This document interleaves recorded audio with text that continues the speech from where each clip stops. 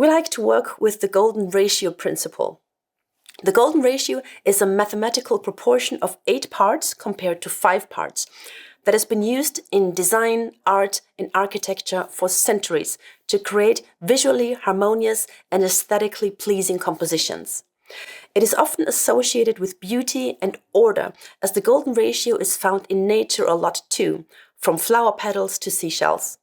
This natural familiarity makes designs based on the golden ratio principle feel more appealing.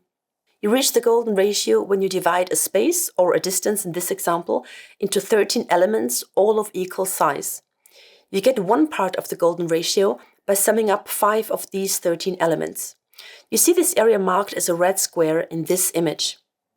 The other part of the golden ratio is calculated by summing up 8 of these 13 elements, which is basically the rest. Now we go a step further and decide on the free space between the logo font and the logo symbol. To maximize visual harmony, we go for one element above and one element beneath the font as a free space. As the font in this logo comes with slightly round edges, we decided to adjust the ground plot outline accordingly by slightly rounding off the corners.